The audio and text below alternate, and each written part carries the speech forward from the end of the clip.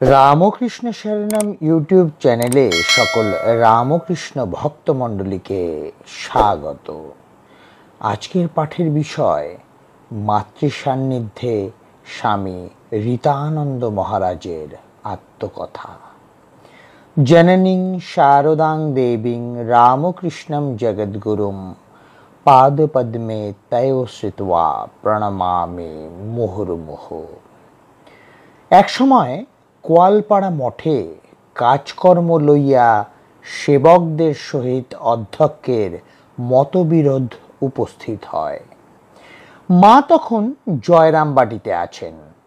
আমরা প্রায়ই কোয়ালপাড়া হইতে তাহার জন্য বাজার করিয়া লইয়া যাইতাম।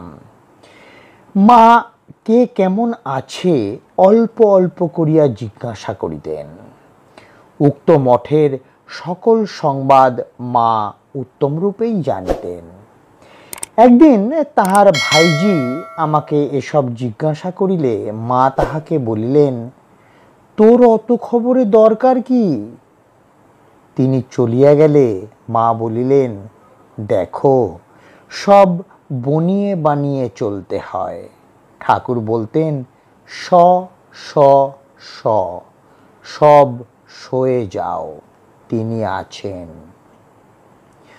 পরে মা যখন কোয়ালপাড়ায় আসিয়া কিছুদিন থাকেন, তখন একদিন মঠাধ্যক্ষ মাকে বলিলেন, মা, ছেলেরা সব এখানে থাকতে চায় না, আপনি ওদের বলে দিন যাতে ওরা কোথাও গিয়ে থাকতে না পারে এবং এখানে আপনার কাজকর্ম সব করে।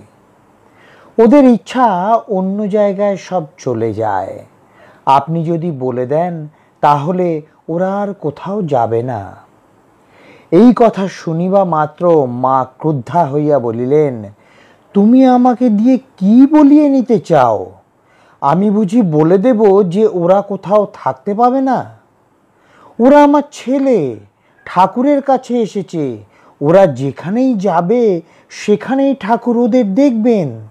আর তুমি আমার মুখ দিয়ে বলিয়ে নিতে চাও ওরা যাতে কোথাও স্থান না পায়? এ কথা আমি বলতে পারবো না। মা তখন খুব জোরে জোরে কথা বলিতেছিলেন। সকলে ভয়ে অস্থির। মঠাধ্যক্ষ তখন মায়ের পায়ে পড়িয়া কাঁদিতে কাঁদিতে বলিলেন, মা, ক্ষমা করুন, রক্ষা করুন মা। মা তৎক্ষণাৎ একেবারে শান্ত হইলেন। এরপর একদিন মা প্রসন্ন মামার বাড়িতে কথা প্রসঙ্গে বলিলেন, দেখো, রাধু যখন জন্মায়নি তখন আমার সামনে সর্বদা ছায়ার মতো ঘুরত। ঠাকুর দেখিয়ে দিয়েছিলেন একে নিয়ে থাকবে। সেই রাধুকে নিয়ে আমার কত মায়া দেখো না। গৌরীদাসী কেমন তার মেয়েকে তৈরি করেছে, আর আমি একটা বাঁদরি তৈরি করেছি।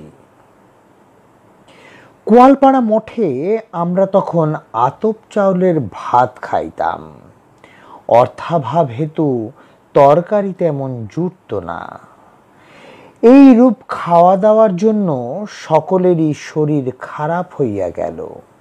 মা ইহা জানিয়া বলিলেন, তোমরা মাছ টাছ খাওনি কেন? না খেয়ে শরীরটা মাটি করে কি হবে? আমি বলছি কোনো দোষ নেই, মাছ টাছ খেও। তারপর মা জোর করিয়া পুনঃ পুনঃ মঠাধ্যক্ষকে বলিয়া আমাদের মাছ খাইবার ব্যবস্থা করিয়া দিলেন। একদিন জয়রামবাটিতে জনৈক মহারাজ কাগজ ও দোয়াত কলম লইয়া মার নিকট আসিয়া বলিলেন, মা, দুধ বড় কম হচ্ছে, একটা গাইয়ে যা দুধ দেয় তাতে কুলিয়ে উঠছে না, তাই মনে করছি আর একটা গাই কিনব।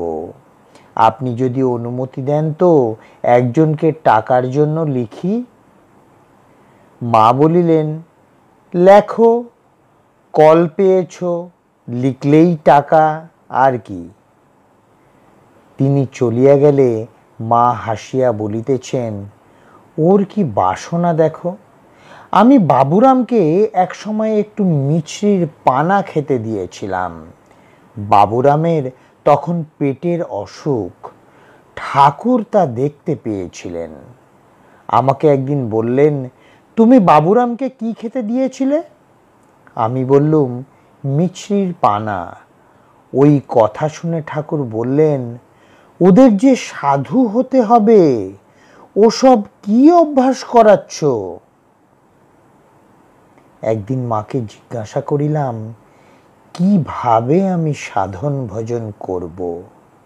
মা বলিলেন, ঠাকুরকে ডাকলেই সব হবে।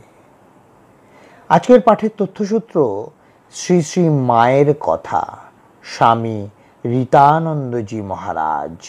জয় মা শারদা, জয় মা শারদা, জয় মা শারদা। জয় ঠাকুর রামকৃষ্ণ পরমহংসদেব, জয় স্বামী বিবেকানন্দ মহারাজ।